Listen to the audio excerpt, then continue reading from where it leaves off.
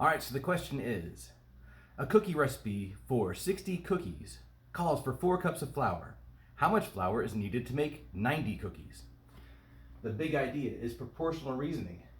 As one quantity changes, how does it affect the change of a different quantity? In this case, as the cups of flour changes, how will that impact the number of cookies? Okay, the strategy, create a table. Creating a table is useful in a lot of math problems. The table could go vertical or horizontal. I'm going to create this table that's going vertically. It's going to be the cups of flour and cookies. Let's start with the given information. It's given that we are going to use 4 cups of flour and it's going to make 60 cookies. Okay, so what we're going to do with this table is something called scaling. In this case, we're going to be scaling up. When you scale up, you basically use multiplication. If you multiply this by 2, it'd be 8 cups of flour. Now, if you multiply the cups of flour by 2 to double it, you're going to have to double the cookies as well. 60 times 2 is 120. So if 4 cups of flour could make 60 cookies, that means 8 cups of flour can make 120 cookies. What about if we triple the 4? 4 times 3, 12. But then you'd have to triple the cookies. 60 times 3, 180. Now you can see a pattern happening here. Every time the cups of flour increases by 4, the cookies increase by 60. So if we continue this, it would go 4, 8, 12, 16. This would go 60 plus 60 plus 60 plus 60 more. 240.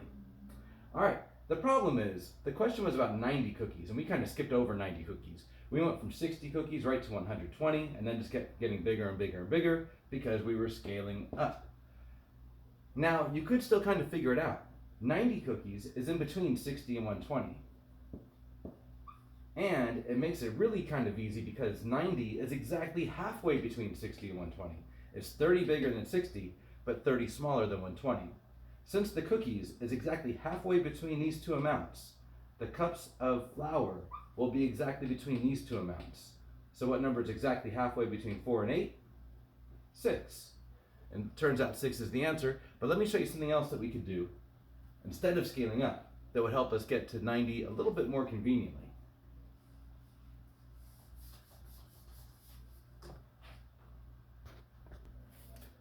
All right, so now I'm still creating a table here, but I said that the tables could go vertically or horizontally, so let's try a horizontal table, still showing us the cups of flour and the cookies going this way. This time, instead of scaling up, we're going to try scaling down.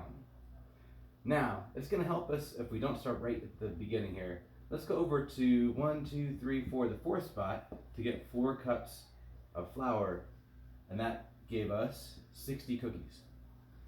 Okay, so instead of making the 4 bigger like we did in the last table, we're going to see if we can make the 4 smaller. So to do this, instead of multiplying, let's try dividing. Is there anything you could divide into 4 that also divides into 60? That's called a common factor, a number that divides into both of them. So because they're both even, you could divide them by 2. If you divided this by 2, it would only be 2 cups of flour. So notice that's half of the flour. If you have half of the flour, it'll make half of the cookies. So divide 60 by 2, that gives us 30 cookies. All right, now, can we divide these by another common factor to make them even smaller? Again, we're scaling them down, so we're trying to make them smaller. Turns out you could divide this by 2, and it would just be 1 cup of flour. But that's only half as much flour, so it'll only make half as many cookies. So divide this by 2, 15 cookies. All right, now, check out what we've done with our pattern now. Now, instead of counting by 4s like in the last one, look, we're just counting by 1s. 1 cup, 2 cup, blank, 4. I think you kind of see what's happening with this pattern.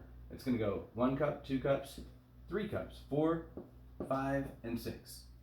So by scaling down to 1, we didn't have to skip count by 4s, we could just count by 1s. Every time the cups of flour goes up by 1, how much do the cookies increase by? So you add 1 more cup of flour, you go from 15 cookies to 30. So hopefully you see that we're adding 15 cookies every time we add a cup of flour. So if you add 15 cookies again, it'd be 45. Another cup of flour, 15 more cookies. Another cup of flour, 15 more cookies. So add 15 to 60 and you get 75. And if we add 15 again, we get 90, and that's what the question was about. The question was about if you wanted to get 90 cookies, how many cups of flour will it take? And you can see that the answer is going to be 6 right there. All right, so again, we talked about scaling up. In this case, we talked about scaling down and then counting up. And we talked about how the tables could go vertically or horizontally. One more thing before we move on from this problem.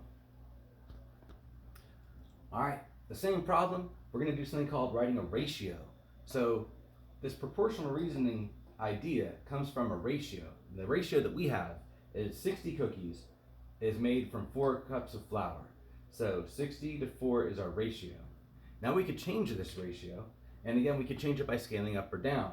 I'm going to try to scale it down. So I'm going to try to divide something into 4 that will also divide into 60, a common factor. So I'm going to divide 4 by 4. 4 divided by 4 is 1. But if you divide the cups by 4, you have to divide the cookies by 4 as well. So 60 divided by 4 is 15. You'll notice these are the same numbers that we had in the last table that we made. It's just showing the same information a different way. All right, so now we know it's 15 cookies from 1 cup of flour. That's called a unit rate. A unit rate is whenever you change the denominator in this ratio to 1. So we've got 15 cookies are made from 1 cup of flour. But now we could change these numbers to whatever we want. We're trying to figure out 90 cookies. So now the question is, what can you multiply by 15 to make it 90? So if you count by 15, you'll realize that 15 times 6 is 90. But if we multiply the cookies by 6, we have to multiply the cups of flour by 6. And that takes us to that same information that we had in that last table, that 90 cookies are made from 6 cups of flour, and 6 cups of flour is the answer. Okay, so a lot of information in there in that one problem, a lot of information about ratios, proportions, and proportional reasoning, making tables, vertical tables, horizontal tables, scaling up, scaling down, or how to show the same information, but to show them with these ratios. So there's lots of ways to solve lots of problems, and you have to pick the way that's most comfortable for you. Okay, we'll try some more of these a little bit later.